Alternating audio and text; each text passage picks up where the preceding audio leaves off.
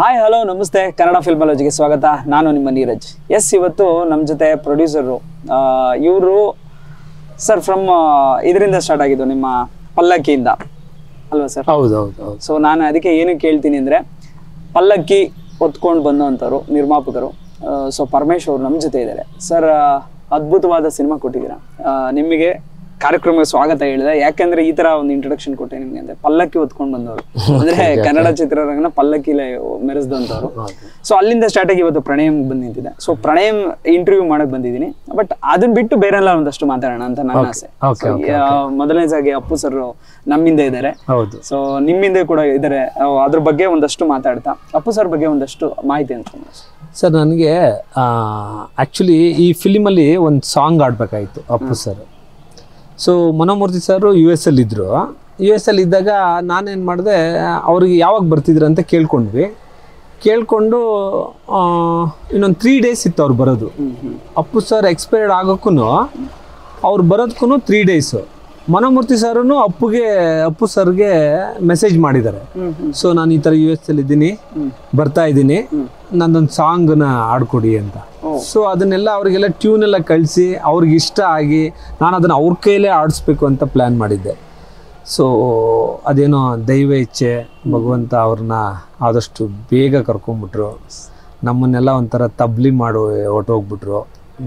ನಿಜವಾಗ್ಲೂ ಅವ್ರು ಕಳ್ಕೊಂಡಿದ್ದು ಒಂಥರ ತುಂಬ ಫೀಲ್ ಆಗೋಯ್ತು. ನಾನು ತುಂಬಾ ನಮಗೆ ಒಂದು 15-20 ದಿವಸ ಒಂಥರ ಎಲ್ಲಿ ಸಿಕ್ಕರೆ ಎಲ್ಲಿ ಕುತ್ಕೊಂಡು ನೆನೆಸ್ಕೊಂಡ್ರು ಹಂಗೇ ಕಣ್ಣಲ್ಲಿ ನೀರು ಬರುತ್ತೆ. ಹೌದು. ಸೊ ಅದೊಂದು ಆಸ್ತಿ ಇತ್ತು ಕರ್ನಾಟಕಕ್ಕೆ, ಅದನ್ನು ಕಳ್ಕೊಂಬಿಟ್ವಿ. ಸೊ ಆ ಫೀಲ್ ಇತ್ತು ನನಗೆ. ಸೊ ಈ ಸಾಂಗ್ ಒಂದು ಆಡಿಸ್ಬೇಕು ಅಂತ, ಅದಾಗಲಿಲ್ಲ. ಕೊನೆಗೆ ಮೇಡಮ್ನ ಕರ್ಕೊಂಡು ಬಂದು, ಅಶ್ವಿನಿ ಮೇಡಮ್ನ, ಆ ಸಾಂಗ್ ರಿಲೀಸ್ ಮಾಡಿಸಿದ್ವಿ. ಸೊ ಅದೇ ಬೇಜಾರು ಸರ್ ಅದು. ಸೊ ಇವತ್ತು ಅದಕ್ಕೆ ನಾನೇನು ಅನ್ನಿಸ್ತು, ಸೊ ಫಿಲಿಮ್ ಎಲ್ಲ ನೋಡಿದ್ಮೇಲೆ ನಾವು ಇದನ್ನು ಅಪ್ಪು ಸರ್ಗೆ ಅರ್ಪಿಸ್ತಾ ಇದ್ದೀನಿ. ಓ ಸೂಪರ್ ಸರ್, ಅದ್ಭುತ ಕಲ್ಪನೆ ಅದು ಒಂಥರ. ಆ್ಯಂಡ್ ಅಪ್ಪು ಸರ್ ಅನ್ನೋದು ಎಲ್ಲರಿಗೂ ನೆನಪಾಗಿ ಉಳಿತಾರೆ. ಆ್ಯಂಡ್ ಅವ್ರು ಮಾಡಿರೋ ಕೆಲಸಗಳು ಹಂಗೆ ಉಳಿದಿರ್ಲಿ. ಆ್ಯಂಡ್ ನಮ್ಮ ಜೊತೆ ಇದ್ದಾರೆ ಅಂತ ನಾವು ಮುಂದುವರ್ಸ್ತೀವಿ. ಈಗ ಪ್ರಣಯಂ ಸ್ಟಾರ್ಟ್ ಆಗಿದೆ. ಹೌದು. ಸೊ ಪಲ್ಲಕ್ಕಿ, ನಾನು ಆಗ್ಲೇ ಹೇಳ್ದೆ, ಪಲ್ಲಕ್ಕಿ ಹೊತ್ಕೊಂಡ್ ಬಂದವರು ನೀವು ಕನ್ನಡ ಇಂಡಸ್ಟ್ರಿಗೆ. ಪಲ್ಲಕ್ಕಿ ಹೊತ್ಕೊಂಡ್ ಬಂದವರು ಒಂದು ಅದ್ಭುತವಾದ ಸಿನಿಮಾಗಳು, ಆ ಅಂಬಾರಿ ಇರ್ಬೋದು, ಎಲ್ಲವೂ ಒಂದು ಆ ರೀತಿ ಇರ್ಬೋದು, ರೀಚ್ ಮಾಡಿಸಿದ ರೀತಿ, ಅಂದ್ರೆ ಹೊಸಬ್ರಿಗೆ ಹೊಸಬ್ರಿಗೆ ಅವಕಾಶ ಕೊಟ್ಟಿದ ರೀತಿ ಇರ್ಬೋದು. ಅಂಡ್ ನಿಮ್ಗೆ ಸಿನಿಮಾದ ಮೇಲೆ ಇರೋ ಪ್ಯಾಷನ್ ಇರ್ಬೋದು, ಡೆಡಿಕೇಶನ್ ಇರ್ಬೋದು, ಹೇಗೆ ಉಟ್ಕೊಂತದ್ದು? ನನಗೆ ಆ್ಯಕ್ಚುಲಿ ನಾವು ನಮ್ಮ ಫ್ಯಾಮಿಲಿಲಿ ಯಾರೂ ಫಿಲಿಮ್ ಆಗಲಿ ಈ ಇಂಡಸ್ಟ್ರಿಲೇ ಇಲ್ಲ, ಬೆಂಗಳೂರಿನಲ್ಲೇ ಇಲ್ಲ ಅನ್ಬೋದು. ನಾನು ಬಂದಾಗ ಬೆಂಗಳೂರಿಗೆ ನಮ್ಮ ಫ್ಯಾಮಿಲಿ ಯಾರೂ, ನಾವು ಒಂದು ಹಳ್ಳಿಲಿ, ನಮ್ಮ ಫ್ಯಾಮಿಲಿ ರೈತರು ಫ್ಯಾಮಿಲಿ. ಸೊ ಅದೇನೋ ಗೊತ್ತಿಲ್ಲ ಎಲ್ರಿಗೂ. ನಾನು ಆ್ಯಕ್ಚುಲಿ ಬೇಸಿಕಲಿ ಹಾಸನ್ ಹತ್ರ ಒಂದು ಸ್ಮಾಲ್ ವಿಲೇಜ್, ಹಾಸನ್ ಡಿಸ್ಟಿಕ್ಕು, ನಮ್ಮದು ಸೋಮನಾಥನಹಳ್ಳಿ ಅಂತ ಒಂದು ಸ್ಮಾಲ್ ವಿಲೇಜು. ಸೊ ಆ ವಿಲೇಜಲ್ಲಿ ಒಂದು ಚಿಕ್ಕ ವಿಲೇಜ್, ಅದು ಭಾಳ ಬ್ಯೂಟಿಫುಲ್ ಆಗಿದೆ ಊರು. ಆ ಊರಲ್ಲಿ ನಾನು ಹುಡ್ದವನು. ಹುಟ್ಟಿ ಬೆಂಗಳೂರಿನಲ್ಲೇ ನಂದು ಎಲ್ಲ ವಿದ್ಯಾಭ್ಯಾಸ, ಆಲ್ಮೋಸ್ಟ್ ಆಲ್ ಹೈಸ್ಕೂಲೆಲ್ಲ ಬೆಂಗಳೂರಲ್ಲೇ ಆಯಿತು, ಪ್ರೈಮರಿ ಎಲ್ಲ ಅಲ್ಲಿ ಮಾಡಿದ್ದೆ. ಸೊ ಅದೇನೋ ಗೊತ್ತಿದೆ, ಅವಾಗಲಿಂದ ನನಗೆ ಫಿಲಿಮ್ ಬಗ್ಗೆ ಒಲವು, ಏನಾರ ಮಾಡಬೇಕು. ನಮ್ಮ ಟೀಚರ್ ಒಬ್ಬರು ಹೇಳ್ತಾ ಇದ್ರು, ನೀವು ಯಾರಿಗೂ ಕೈ ಕೆಳಗಡೆ ನೀವು ಊಟ ಮಾಡಿಕೊಂಡು ಕೂಲಿ ಥರ ಮಾಡೋ ಬದಲು ನೀವು 4 ಜನಕ್ಕೆ ಊಟ ಹಾಕೋ ಥರ ಬೆಳಿಬೇಕು ನೀವು ಅಂತ ನನಗೊಂದು ಮಾತು ಹೇಳೋರು. ನನಗೆ ಅದೊಂದು ತಲೆಯಲ್ಲಿ ಇರೋದು, ನಾವು ಏನು ಮಾಡ್ಬೇಕು ಅಂತ ಯಾವಾಗಲೂ ಸಿನಿಮಾ ಕಡೆನೇ ಒಲವು ನನಗೆ.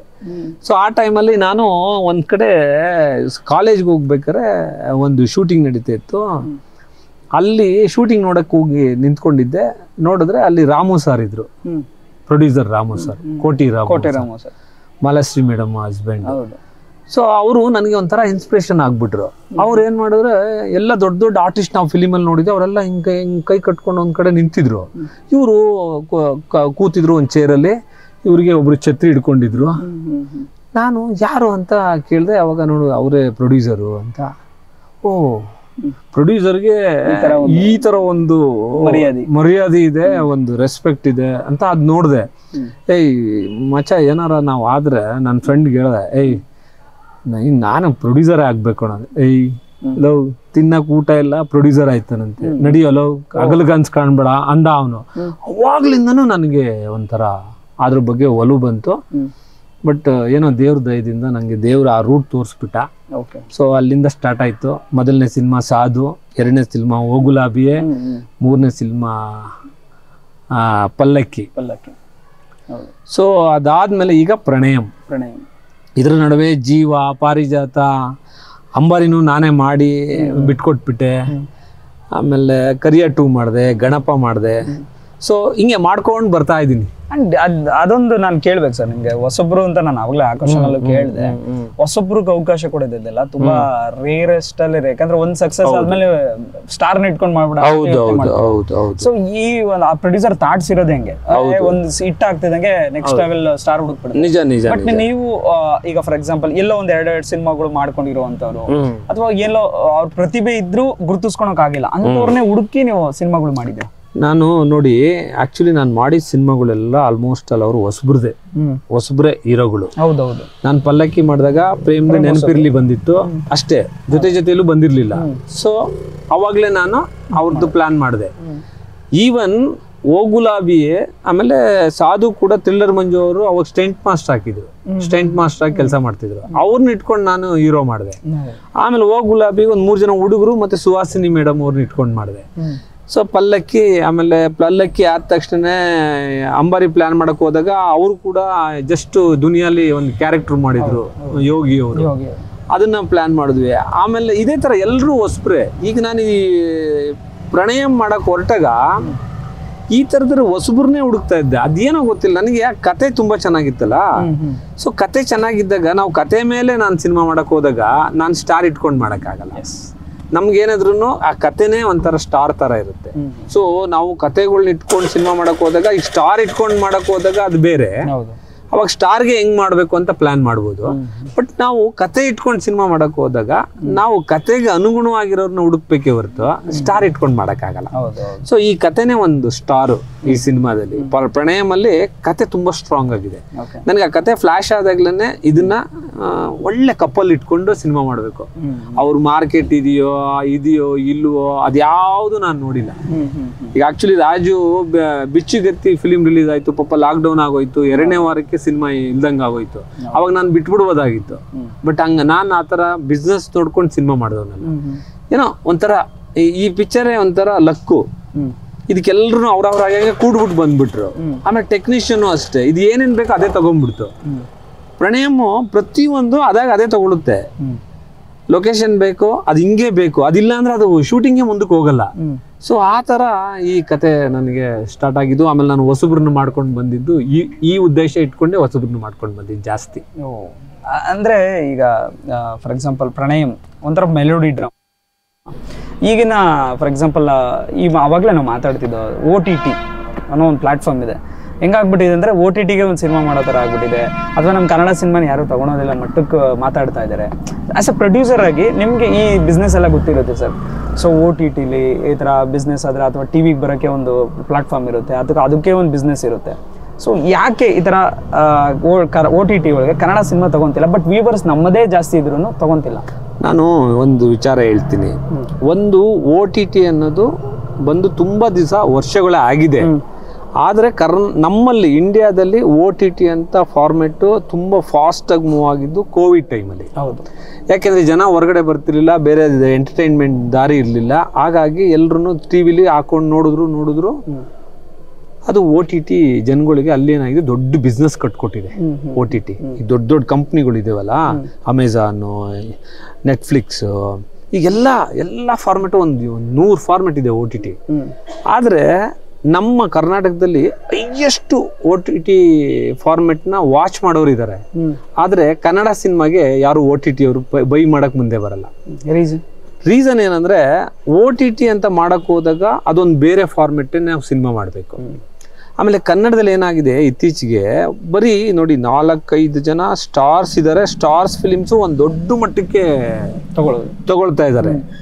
ಈಗ ಕಾಂತಾರ ಸಕ್ಸಸ್ ಆಯ್ತು. ಬಿಫೋರ್ ದಟ್ ಅದು ಆಕ್ಚುಲಿ ಏನಿಲ್ಲ, ಸೌಂಡೇ ಇರಲಿಲ್ಲ. ಸೊ ಅದನ್ನ OTT ಪರ್ಚೇಸ್ ಮಾಡಿದ್ರು. ನೀವು OTT ಪರ್ಚೇಸ್ ಮಾಡಬೇಕು ಅಂದ್ರೆ ನೀವು ಫಾರ್ಮೆಟೇ ಬೇರೆ ಮಾಡಬೇಕು.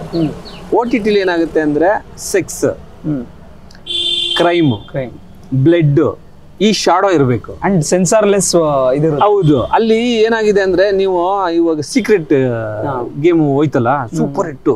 OTT ಸೀಕ್ರೆಟ್ ಗೇಮ್ ಅಂದ್ರೆ ಅದು ದೊಡ್ಡದು, ದೊಡ್ಡ ಅವೆಲ್ಲ ವೆಬ್ ಸೀರೀಸ್ಗಳು.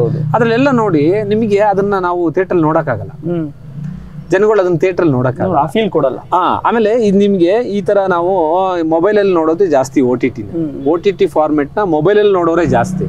ಮೊಬೈಲ್ ಅಲ್ಲಿ ನೋಡ್ಬೇಕಾದ್ರೆ ನಾವು ಯಾವ್ದಾರ ಒಂದು ಲವ್ ಸ್ಟೋರಿ ಹೇಳ್ತಾ ಇದ್ರೆ ಅವನು ಅದನ್ನ ಹಂಗೆ ಪಾಸ್ ಮಾಡ್ಬಿಟ್ಟು ಹೋಗ್ತಾನೆ. ಕ್ರೈಮ್ ಇದ್ರೆ ಹಂಗೆ ನೋಡ್ತಾನೆ, ಏನಾಗುತ್ತೆ ಅಂತ ನೋಡ್ತಿರ್ತಾನೆ. ಸೊ ಹಾಗಾಗಿ ನಮ್ಮಲ್ಲಿ ಕನ್ನಡದಲ್ಲಿ ಬರ್ತಿರೋ ಸಿನಿಮಾಗಳು OTT ನ ತಲೆಯಲ್ಲಿ ಇಟ್ಕೊಂಡು ಯಾರು ಫಿಲಿಮ್ ಮಾಡ್ತಾ ಇಲ್ಲ. ಸೊ ಅದು ಪ್ರಾಬ್ಲಮ್. ಆಮೇಲೆ ಯಾವ್ದು ಸಕ್ಸಸ್ ಆಗಿದೆಯೋ ಅದೆಲ್ಲ OTT ಅವ್ರು ತಗೊಂಡಿದ್ದಾರೆ. ಸೊ ಇದು ಪ್ರಾಬ್ಲಮ್ ನಮ್ಮಲ್ಲಿ ಏನಾಗ್ತಿದೆ ಅಂದ್ರೆ ಸಖತ್ತು ದುಡ್ಡು ಹಾಕ್ತಿದ್ದಾರೆ ಸಿನಿಮಾಗೆ. ಇಲ್ಲಿ ದುಡ್ಡಿಗೆ ಕೊರತೆ ಇಲ್ಲ, ಇಂಡಸ್ಟ್ರಿಲಿ ಎಲ್ಲ ಇದೆ. ಆದ್ರೆ ಪ್ರಾಪರ್ ಆಗಿ ಸಿನಿಮಾ ಮಾಡೋದು, ಡೈರೆಕ್ಷನ್, ಕತೆ ಇವನ್ನ ಸೆಲೆಕ್ಟ್ ಮಾಡೋದು, ಜಡ್ಜ್ಮೆಂಟ್ ಇಲ್ಲ ಕೆಲವೊಬ್ಬರಿಗೆ. ಸೊ ಅದಿದ್ರೆ ಡೆಫಿನೆಟ್ ಆಗಿ ಆಗುತ್ತೆ. ಈಗ ನೋಡಿ ಕಾಂತಾರ ಎಷ್ಟು ಕೋಟಿ ಸಂಪಾದನೆ ಮಾಡಿದೆ, KGF ಎಷ್ಟು ಕೋಟಿ ಸಂಪಾದನೆ ಮಾಡಿದೆ. ಇದೆಲ್ಲ ಹೆಂಗಾಯ್ತು? ವರ್ಲ್ಡ್ ಸಿನಿಮಾ ಆಗೋಯ್ತು, ಕನ್ನಡ ಸಿನಿಮಾ ಇಡೀ ಇಂಡಸ್ಟ್ರಿ ತಿರುಗಿ ನೋಡಂಗ್ ಮಾಡಿದ್ರು. ಹೌದು, ಹಂಗ್ ಮಾಡಿದ್ರೆ ಡೆಫಿನೆಟ್ ಆಗಿ ಆಗುತ್ತೆ. ಏನಾಗಿದೆ ಅಂದ್ರೆ ಫಸ್ಟ್ ಅಸಿಸ್ಟೆಂಟ್ ಆಗಿ, ಅಸೋಸಿಯೇಟ್ ಆಗಿ ಸಿನಿಮಾ ಹೇಗ್ ಮಾಡ್ಬೇಕು, ಕ್ಯಾಮ್ರಾ ಅಂದ್ರೆ ಏನು, ಇದನ್ನ ಕಲ್ತ್ಕೊಂಡ್ ಬರ್ತಿದ್ರು. ಈಗ ಏನಿಲ್ಲ, ಒಂದ್ ಲ್ಯಾಪ್ಟಾಪ್ ಇಟ್ಕೊಂಡ್ ಬರ್ತಾರೆ, ಬಂದ ತಕ್ಷಣ ನಾನು ಡೈರೆಕ್ಟ್ ಮಾಡ್ಬೇಕು ಅಂತ ಇದು ಹೋಗ್ಬೇಕು, ಕಲ್ತ್ಕೊಂಡ್ ಬರ್ಬೇಕು ಕೆಲ್ಸನ. ಅವಾಗ OTT ಅವರು ತಗೋತಾರೆ, ಪ್ರಪಂಚನೂ ಕನ್ನಡ ಸಿನಿಮಾ ಇನ್ನೊಂದ್ಸರಿ ತಿರುಗಿ ನೋಡೋ ತರ ಸಿನಿಮಾಗಳು ಬರ್ತಾ ಇದ್ರೆ ಎಲ್ಲರೂ ನಮ್ಮನ್ನ ಎಂಜಾಯ್ ಮಾಡ್ತಾರೆ. ಒಂದು ಎರಾ ಸ್ಟಾರ್ಟ್ ಆಗಿದೆ ಸರ್ ಈಗ.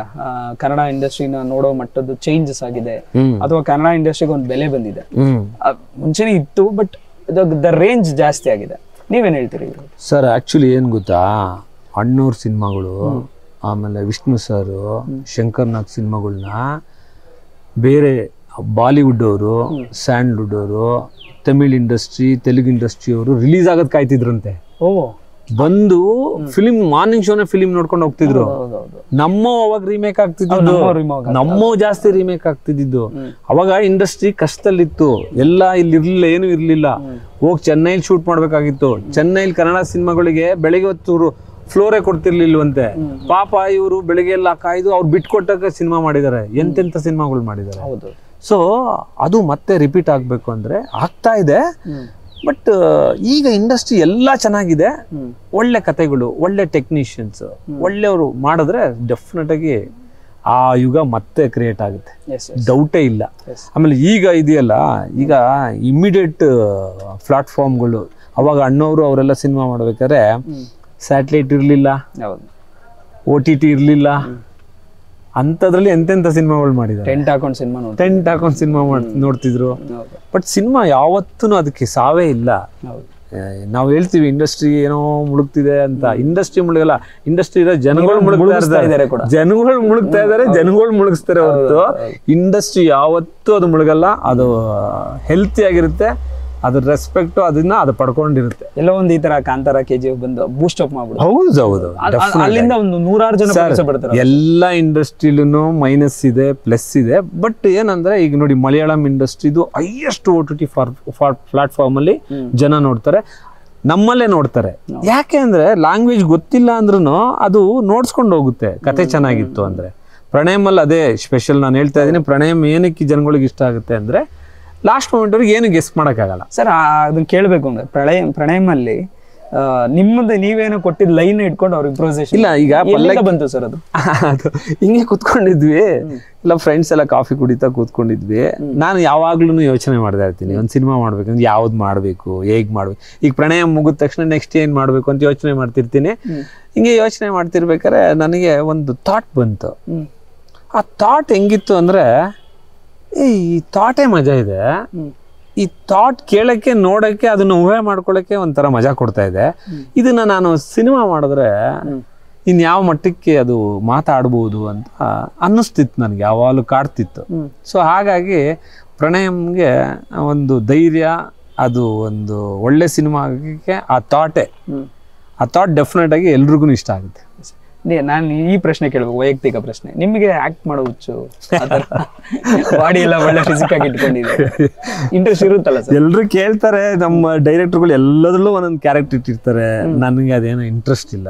ನಾನು ಎಲೆ ಮರೆಕಾಯಿ ತರ ಇದ್ದವನು. ಇಷ್ಟು ದಿವಸ ನಾನು 9 ಫಿಲಿಮ್ ಇಲ್ಲ, 9 ಫಿಲಿಮ್ ಅಲ್ಲ ನಾನು ಮಾತೇ ಆಡಿಲ್ಲ.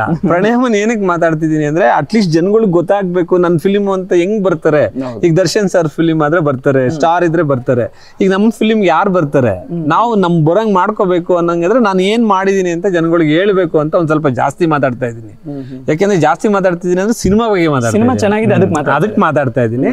ಬಟ್ ಇಲ್ಲ ಅಂದ್ರೆ ನಾನು ಯಾವುದು ಪ್ರೆಸ್ ಮೀಟು ಎಲ್ಲೂ ಜಾಸ್ತಿ ಮಾತಾಡಲ್ಲ. ನಂದು ನೀವು ತೆಗೆದ್ರೆ 9 ಫಿಲಿಮ್ದು ನಾನು ಪ್ರೊಡ್ಯೂಸರ್ ಅನ್ನೋದೇ ಯಾರಿಗೂ ಗೊತ್ತಿಲ್ಲ. ಆಕ್ಚುಲಿ ಈಗೀಗ ಒಂದ್ ಸ್ವಲ್ಪ ಯಾರೋ ಸುಮ್ಮನೆ ಈಗ ಮಾತಾಡಿರೋದ್ರಿಂದ ಸ್ವಲ್ಪ ನಾನು ಪ್ರೊಡ್ಯೂಸರ್ ಅನ್ನೋದು ಇಂಡಸ್ಟ್ರಿಗೆ ಗೊತ್ತಬಿಟ್ರೆ ಹೊರಗಡೆ ಜನಗಳಿಗೆ ನಾನು ಯಾರು ಅನ್ನೋದು ಗೊತ್ತಿಲ್ಲ. ಆಕ್ಚುಲಿ ಆ ಮಾತು ಬೇಜಾರುವಂತ ಮಾತೇ ಅದು ಆಕ್ಚುಲಿ. ಯಾಕಂದ್ರೆ ಮೇನ್ ಅನ್ನ ಕೊಡೋರು ಅಂದ್ರೆ ಮೀನ್ಸ್ ಆತರ ಹೇಳ್ಬೋದು, ಆತರನು ಹೇಳ್ಬೋದು, ಅನ್ನದಾತರು ಅಂತ ಎಲ್ಲರೂ ಹೇಳ್ತಾರೆ. ಯಾಕಂದ್ರೆ ಅವ್ರು ಇಲ್ಲ ಅಂದ್ರೆ ಸಿನಿಮಾನೇ ಆಗಲ್ಲ. ಅವರೇ ಮುನ್ನೆಲೆ ಬರ್ದಿಲ್ದಿರೆ ಅದು ಎಲೆಮರೆ ಕಾಯಿ ಆಗಿದ್ದು ಬಿಟ್ರೆ ಅದು ಕಷ್ಟ ಅಂತ. ಸರ್ ಏನಾಗಿದೆ ಅಂದ್ರೆ ನಾನೆಲ್ಲ ಕೇಳ್ತಿರ್ತೀನಿ, ನಾನೇನ್ ನೋಡಿಲ್ಲ. ಹಿಂದೆ ಪ್ರೊಡ್ಯೂಸರ್ ಅಂದ್ರೆ ಅವ್ರಲ್ಲಿ ಬರ್ತಿದ್ರೆ ಇಡೀ ಸಿಸ್ಟಮೇ ಒಂದು ಚೇಂಜ್ ಆಗ್ಬಿಟ್ರಿ, ಎದ್ದು ನಿಂತ್ಕೊಂಡ್ಬಿಡಿರೋಂತೆಲ್ಲ. ಆಮೇಲೆ ನಾನೊಂದು ಎಕ್ಸಾಂಪಲ್ ಹೇಳ್ತೀನಿ. ಸ್ಕ್ರಿಪ್ಟ್ ಇದೆ, ಹೀರೋ ಇದ್ದಾರೆ, ಹೀರೋಯಿನ್ ಇದ್ದಾರೆ, ಟೆಕ್ನಿಷಿಯನ್ಸ್ ಇದ್ದಾರೆ, ಎಲ್ಲ ಇದ್ದಾರೆ. ದುಡ್ಡಿಲ್ಲ ಅಂದ್ರೆ ಮುಂದಕ್ಕೆ ಮೂವೇ ಆಗಲ್ಲ. ಆದರೆ ದುಡ್ಡು ಹಾಕಿ ಎಲ್ರಿಗೂ ಊಟ ಕೊಟ್ಟು ಎಲ್ರೂ ಅವ್ರಿಗೆ ಪೇಮೆಂಟ್ ಮಾಡ್ಕೊಂಡು, ಇವಾಗ ನಾನು ಎಷ್ಟೋ ಜನ ಇಂಡಸ್ಟ್ರಿಗೆ ನಾನು ಬಂದಾಗ ತುಂಬ ಜನಕ್ಕೆ ಮನೆಗಳಿರಲಿಲ್ಲ, ನಾನು ನೋಡಿದವರು. ಇವತ್ತು ಅವ್ರಿಗೆಲ್ಲ ಮನೆಗಳಿದೆ, ಮನೆ ಕಟ್ಕೊಂಡಿದ್ದಾರೆ. ಯಾರು ಕೊಟ್ಟಿದ್ದದು? ಇಂಡಸ್ಟ್ರಿಲಿ ಯಾರು ದುಡ್ಡು ಹಾಕೋರು? ಪ್ರೊಡ್ಯೂಸರು. ಅವ್ರಿಗೆ ನೆಲೆನೇ ಇಲ್ಲ ಆ್ಯಕ್ಚುಲಿ. ಪ್ರಾಪರಾಗಿ ಹೇಳ್ಬೇಕಂದ್ರೆ ಕನ್ನಡ ಫಿಲಿಮಲ್ಲಿ ಆ ಥರ ಇಲ್ಲ, ವರ್ಲ್ಡ್ ಸಿನಿಮಾನೇ ಹೆಂಗಿದೆ. ಬಟ್ ಒಂದು ಸ್ವಲ್ಪ ಕರೆಕ್ಟಾಗಿ ಪ್ಲಾನ್ ಮಾಡಿದ್ರೆ ಆ ರೆಸ್ಪೆಕ್ಟ್ನ ನಾವೇ ತಗೋಬೇಕು. ಸಿನಿಮಾ ಮಾಡಬೇಕು ಅಂತ ಮಾಡಬೇಕು. ಸುಮ್ಮನೆ ಬ್ಲೈಂಡಾಗಿ ಯಾರೋ ಒಂದು ಕನ್ವಿನ್ಸ್ ಮಾಡಿದ್ರು, ಯಾರೋ ಹೇಳಿದ್ರು ಅಂದ್ಬಿಟ್ಟು ಸಿನಿಮಾ ಮಾಡಬಾರ್ದು. ಬಟ್ ಸಿನಿಮಾ ಮಾಡೋದು ಭಾಳ ಕಷ್ಟ.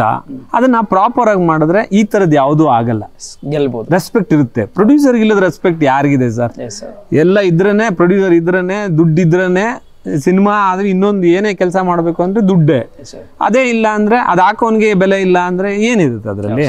ಸೊ ಆ ಬೆಲೆನ ನಾವೇನೋ ಹೋಗ್ಬಿಟ್ಟು ಗುರು ನಂಗೆ ಬೆಲೆ ಕೊಡು ಅಂತ ಕೇಳಬಾರ್ದು. ನೀವು ಮೇಂಟೈನ್ ಮಾಡ್ಕೊಳ್ಳಿ. ನೀವು ತಾನೇ ದುಡ್ಡು ಹಾಕ್ತಿದ್ದೀರಾ, ನಿಮ್ದೊಂದು ರೆಸ್ಪೆಕ್ಟ್ ಇಟ್ಕೊಳ್ಳಿ. ನೀವೊಂದು ಪ್ರಾಪರ್ ಆಗಿ ಪ್ಲಾನ್ ಮಾಡಿ. ನಿಮ್ ಬೆಲೆ ಏನು ಅನ್ನೋದು ನಿಮಗೆ ಗೊತ್ತಿಲ್ಲ, ನೀವು ಅದನ್ನ ಬಳಸ್ಕೊಳ್ಳಿ. ಹಿಂದೆಲ್ಲ ಎಲ್ಲ ಏನು ಇರ್ಲಿಲ್ವಾ? ರವಿ ಸರ್, ವೀರಸ್ವಾಮಿ ಅವರು ಎಂತ ಪ್ರೊಡಕ್ಷನ್, ಎಂತೆಂತ ಪಿಕ್ಚರ್ ಮಾಡಿದ್ದಾರೆ, ಏನ್ ಬೆಲೆ ಇತ್ತು ಅವ್ರಿಗೆಲ್ಲ. ನಾನು ಕೇಳಿದ್ದೀನಿ ಎಂತೆಂತ ಫಿಲಿಂ ಮಾಡಿದ್ದಾರೆ ಅಂತ. ಓಕೆ, ಇವತ್ತಿಲ್ಲಿ ಕೂತಿದೀವಿ, ಅಪ್ಪು ಸರ್ ಕೆಳಗಡೆ ಕೂತಿದೀವಿ. ಅಪ್ಪು ಸಾರು ಎಷ್ಟು ರೆಸ್ಪೆಕ್ಟ್ ಕೊಡ್ತಿದ್ರು ಪ್ರೊಡ್ಯೂಸರ್ಗೆ.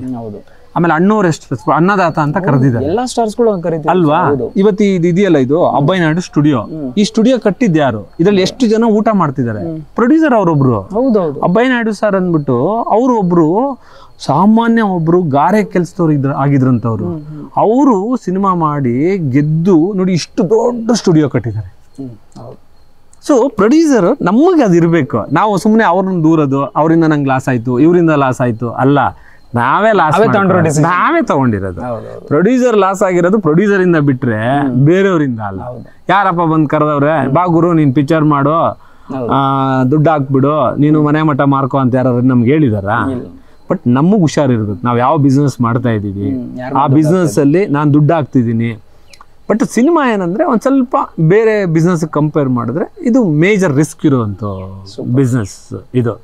ಬಟ್ ಇದಕ್ಕೆ ನಾನು ಬಂದಿದ್ದೀನಿ ಅಂದ್ರೆ ಯು ಹ್ಯಾವ್ ಟು ಸ್ಟ್ರಗಲ್. ಇದರಲ್ಲಿ ನೀವು ಸ್ಟ್ರಗಲ್ ಮಾಡಲೇಬೇಕು. ಆಮೇಲೆ ಲಾಸ್ ಮಾಡ್ಕೊಂಡ್ರು ಯಾರನ್ನೂ ದೂರಂಗಿಲ್ಲ ನೀವು. ಓಕೆ, ಅದು ನನ್ನ ಇದು. ನೀನು ಯಾರಪ್ಪ, ನೀನು ಯಾರು ನೀನು ಸಿನಿಮಾ ಮಾಡೋ ಅಂತ ಹೇಳಿರೋದು? ನಾವೇನಾರ ಬಂದು ನಿಮ್ಮ ಮನೆ ಮುಂದೆ ಸ್ಟ್ರೈಕ್ ಮಾಡಿದೀವ, ಉಪವಾಸ ಸತ್ಯಾಗ್ರಹ ಮಾಡ್ತಾ ಇದೀವ, ನೀನು ಯಾಕೆ ಗುರು ಸಿನಿಮಾ ಮಾಡ್ತೀಯಾ? ಹೋಗು, ಏನಾರು ಬೇರೆ ಕೆಲಸ ಮಾಡಿ ಬದುಕು. ಬಟ್ ವ್ಯವಸ್ಥೆ ಏನಿದೆ ಅಂದರೆ, ನಮ್ಮ ವ್ಯವಸ್ಥೆಯಲ್ಲಿ ಒಂದನ್ನೇ ಮಾಡ್ಕೊಂಡು ಎಲ್ಲರೂ ಬದುಕೋಕ್ಕಾಗಲ್ಲ. ಬರೀ ಸಾಫ್ಟ್ವೇರೇ ಮಾಡಿಬಿಟ್ಟು ಎಲ್ಲರೂ ಊಟ ಮಾಡೋಕ್ಕಾಗಲ್ಲ. ರೈತರು ಇರಬೇಕು, ಕೂಲಿ ಕಾರ್ಮಿಕರು ಇರಬೇಕು, ಪ್ರೆಸ್ನವ್ರು ಇರಬೇಕು, ಎಲ್ಲ ಇದು ವ್ಯವಸ್ಥೆ ಒಳಗಡೆ ನಾವೆಲ್ಲ ಇದ್ದೀವಿ. ಸೊ ನಾವೆಲ್ಲನೂ ಈಗ ನಾನು ಇಷ್ಟಪಟ್ಟಿದ್ದು ಫೀಲ್ಡ್ ಇದು. ನಾನು ಸಿನಿಮಾ ಮಾಡ್ತಾ ಇದ್ದೀನಿ. ಬಟ್ ನೀನು ತಿಳ್ಕೊಂಡು ಮಾಡು. ತಿಳಿದಲ್ಲೇ ಬಂದು ಕೋಟಿ ಗಟ್ಟಲೆ ಹಾಕಿ ಬ್ಲೈಂಡ್ ಆಗಿ ಮನೆ ಮಠ ಮಾರಿ ಹೆಂಡತಿ ಮಕ್ಕಳನ್ನ ರೋಡಿಗೆ ತರೋ ಕೆಲಸ ನೀನು ಮಾಡ್ಕೊಂಬೇಡ ಅಂತ ನಾನು ನಿರ್ಮಾಪಕರಿಗೆ ಧೈರ್ಯವಾಗಿ ಹೇಳ್ತಾ ಇದ್ದೀನಿ. ದಯವಿಟ್ಟು ದುಡ್ಡು ಹಾಕೋರು ಭಾಳ ಕೇರ್ಫುಲ್ಲಾಗಿ ಹಾಕಿ. ನಿಮಗಿಲ್ಲದ ಬೆಲೆ ಬೇರೆಯವ್ರಿಗೆ ಸಿಗೋದು ನನಗೆ ಇಷ್ಟ ಇಲ್ಲ. ಖಡಾಖಂಡಿತವಾಗಿ ಹೇಳ್ತೀನಿ, ನಿನ್ನ ಬೆಲೆನ ನೀನು ಉಳಿಸ್ಕೊ, ಇನ್ನೊಬ್ಬರನ್ನ ದೂರ ಬೇಡ. ಇದು ಒಳ್ಳೆ ಫೀಲ್ಡು, ಪ್ರತಿಯೊಬ್ಬರು ಬಂದು ಈ ಫೀಲ್ಡ್ನ ಎಂಜಾಯ್ ಮಾಡಿ. ಅಣ್ಣವರು ಕಟ್ಟಿರೋ ಅಣ್ಣವರು, ವಿಷ್ಣು ಸರು, ಶಂಕರ್ನಾಗ್ ಸರ್ ಕಟ್ಟಿರೋ ಫೀಲ್ಡ್ ಇದು ಒಂದು ಇಂಡಸ್ಟ್ರಿ. ಇದರಲ್ಲಿ ಕೋಟ್ಯಾಂತರ ಜನ ಊಟ ಮಾಡ್ತಿದ್ದಾರೆ. ಈ ಇಂಡಸ್ಟ್ರಿನ ಎಲ್ಲರೂ ಬಳಸ್ಕೊಳ್ಳಿ, ಪ್ರಾಪರಾಗಿ ಬಳಸ್ಕೊಳ್ಳಿ. Super sir. ಆ್ಯಂಡ್ ಪ್ರಣಯಂ ಬಗ್ಗೆ ಮಾತಾಡೋಣ. ಫೈನಲಿ ಪ್ರಣಯಂ 9ನೇ ತಾರೀಕು ರಿಲೀಸ್ ಮಾಡ್ತಾ ಇದ್ದೀರಾ. ಆ್ಯಂಡ್ ಅದರೊಳಗೆ ಮೆಲೋಡಿ ಇದೆ, ಲವ್ ಇದೆ, ಬೇರೆ ಏನೋ ಇದೆ ಅಂತ ಹೇಳ್ತಾ ಇದ್ದೀರಾ. ಅದೇನು ಅಂತ ಗೊತ್ತಾಗಬೇಕು ಅಂತ ಥಿಯೇಟರ್. ಸರ್, ಪ್ರಣಯಂ ಏನಂದ್ರೆ, ನಾನು ಪ್ರಣಯಂ ಬಗ್ಗೆ ಅದ್ರ ಬಗ್ಗೆ ಜಾಸ್ತಿ ಮಾತಾಡ್ತಾ ಇಲ್ಲ. ಆ್ಯಕ್ಚುಲಿ ನನ್ನೆಲ್ಲರೂ ಕೇಳ್ತಾ ಇರೋದೇ ಬೇರೆ ಬೇರೆ ವಿಚಾರಗಳನ್ನೇ ನಾನು ಮಾತಾಡ್ತಿದ್ದೀನಿ. ಬಟ್ ಪ್ರಣಯಂ ಏನಂದರೆ, ಇದನ್ನು ನಾನು ಬಹಳ ಒಂದು ಕಾವ್ಯಾತ್ಮಕವಾಗಿ ಕಟ್ಟಿದ್ದೀನಿ. ಇದಕ್ಕೆ ನಾನು ಬರೀ ಪ್ರೊಡ್ಯೂಸರ್ ಆಗಿಲ್ಲ, ಕೋ ಡೈರೆಕ್ಟರ್ ಆಗಿ ಕೆಲಸ ಮಾಡಿದ್ದೀನಿ, ಸೆಟ್ ಬಾಯ್ ಆಗಿ ಕೆಲಸ ಮಾಡಿದ್ದೀನಿ, ಪ್ರೊಡಕ್ಷನ್ ಬಾಯ್ ಆಗಿ ಕೆಲಸ ಮಾಡಿದ್ದೀನಿ. ಲಾಸ್ಟಲ್ಲಿ ರಿಲೀಸ್ ಮಾಡ್ಬೇಕಾದ್ರೆ ನಾನು ಇದನ್ನು ಪ್ರತಿಯೊಂದು ಥಿಯೇಟ್ರ್, ಯಾವ ಥಿಯೇಟ್ರಲ್ಲಿ ರಿಲೀಸ್ ಮಾಡಬೇಕು, ರಿಲೀಸ್ ಹೇಗೆ ಮಾಡಬೇಕು, ಇದು ಜನಗಳಿಗೆ ಎಲ್ಲಿ ತಲುಪಿಸ್ಬೇಕು. ಆಮೇಲೆ ನಾನು ಎಷ್ಟೇ ಮಾತಾಡಿದ್ರು ಜನಗಳಿಗೆ ಇಷ್ಟ ಆಗಲಿಲ್ಲ ಅಂದರೆ, ಕನೆಕ್ಟ್ ಆಗಿಲ್ಲ ಅಂದರೆ ಅದು ಸಿನಿಮಾ ಅಲ್ಲ. ಬಟ್ ಇದು ಡೆಫಿನೆಟ್ ಆಗಿ ಜನಗಳಿಗೆ ಕನೆಕ್ಟ್ ಆಗುತ್ತೆ. ಪ್ರಣಯಂ ಒಂದು ದೊಡ್ಡ ಮಟ್ಟದ ಹಿಟ್ಟಾಗುತ್ತೆ. ಒಂದು ಒಳ್ಳೆ ಎಂಟರ್ಟೈನಿಂಗ್ ಆಗಿ ಕನ್ನಡ ಜನತೆ ಇದನ್ನು ಎಂಜಾಯ್ ಮಾಡ್ತಾರೆ. ಪ್ರಣಯಂ ಡೆಫಿನೆಟ್ ಆಗಿ ಹೇಳ್ತಿದ್ದೀನಿ, ಯಾರಿಗೂ ಮೋಸ ಮಾಡಲ್ಲ. ಅವರು ಧೈರ್ಯವಾಗಿ ಬಂದು, ನಾನು ಬ್ಲೈಂಡಾಗಿ ಮಾತ್ರ ಯಾವತ್ತೂ ಆಡಿಯನ್ಸ್ಗೆ ಕರೆದು ನನ್ನ ಸಿನಿಮಾ ನೋಡಿ ಅಂತ ನಾನು ಯಾವತ್ತೂ ಹೇಳಲ್ಲ. ಒಂದು ಒಳ್ಳೆ ಸಿನಿಮಾ ಮಾಡಿದ್ದೀನಿ. ಇದು ಡೆಫಿನೆಟಾಗಿ ನೀವು ಎಂಜಾಯ್ ಮಾಡ್ತೀರಾ. ಒಂದು ಟ್ರಿಪ್ ಥರ ಆಗುತ್ತೆ. ಮನೆ ಮಂದಿ ಎಲ್ಲ ಮುಗಿ ಬಿದ್ದು ನೋಡಿ ಅಂತ ಹೇಳ್ತೀನಿ. Super sir. ಇಡೀ ಫ್ಯಾಮಿಲಿ ಕೂತ್ಕೊಂಡು ನೋಡೋದು ಡೆಫಿನೆಟ್ ಆಗಿ. ಆಮೇಲೆ ಏನಾಗಿದೆ ಅಂದ್ರೆ, ಈಗ ಒಂದು ವರ್ಗಕ್ಕೆ ಸೀಮಿತವಾಗ್ಬಿಟ್ಟಿದೆ ಸಿನಿಮಾ. ಎಲ್ರು ನಾವೆಲ್ಲ ನೋಡ್ತಿದ್ವಲ್ಲ, ಈಗ ಯಜಮಾನ ಫಿಲಿಮ್ ನೋಡಿದ್ವಿ, ಎಲ್ರು ಅಣ್ಣ ತಮ್ಮದಿರು ದೂರ ಆಗಿದ್ರು, ಎಲ್ಲ ಒಂದಾಗಿದ್ದಾರೆ. ಆ ಥರ ಇಡೀ ಫ್ಯಾಮಿಲಿ ಕೂತ್ಕೊಂಡು ನೋಡುವಂಥ ಸಿನಿಮಾ ಬರಬೇಕು. ಇದು ನನಗೆ ಅನಿಸ್ತಿದೆ ಒಂದು ಫ್ಯಾಮಿಲಿ ಒಂದು ನೋಡುವಂಥ cinema after long gap. Yes sir, ಅದೇ ರೀತಿಯಾಗಿ ಆಗಲಿ, ಇಡೀ ಆಡಿಯನ್ಸ್ ಬಂದು ನೋಡಲಿ. And mouth to mouth publicity ಆಗಲಿ. ಪ್ರಣಯಂ ಎಲ್ಲರ ಜೊತೆ, ಪ್ರಣಯ ಅನ್ನೋದು ಎಲ್ಲ ಕಪಲ್ಸ್ ಮಧ್ಯೆ ಇರುತ್ತೆ, ಅಥವಾ ಒಂದು ದಂಪತಿಗಳ ಮಧ್ಯೆ. ಪ್ರೇಮಿಗಳಿಗೆ ಜೈ ಜೈ. ಇದಂತೂ ಪ್ರೇಮಿಗಳಿಗೆ ಮಾತ್ರ. ಇವತ್ತು ಹೇಳಿರ್ತೀನಿ, ಅವತ್ತು 14th ಇದೆಯಲ್ಲ, ವ್ಯಾಲೆಂಟೈನ್ಸ್ ಡೇ, ಪ್ರೇಮಿಗಳ ದಿನ. ಅವತ್ತು ಹಬ್ಬ ಮಾಡ್ಕೋತಾರೆ. ನಾನು ಹೇಳಲಿಲ್ಲ ಅಂದ್ರೂ ಹಬ್ಬ ಮಾಡ್ಕೋತಾರೆ. ಎಲ್ಲರೂ ಹಬ್ಬ ಮಾಡ್ಕೊಳ್ಳಿ ಪ್ರೇಮಿಗಳೇ. ಇದು ಪ್ರೇಮಿಗಳ ಸಿನಿಮಾ, ಜೊತೆಗೆ ಫ್ಯಾಮಿಲಿ ಸಿನಿಮಾ. ಬಟ್ ಪ್ರೇಮಿಗಳಿಗೆ ಬಹಳ ಚೆನ್ನಾಗಿ ಮಜಾ ಕೊಡುತ್ತೆ. ಎಲ್ಲಾ ಪ್ರೇಮಿಗಳು ಎಂಜಾಯ್ ಮಾಡಿ. Yes sir, thank you so much. Thank you.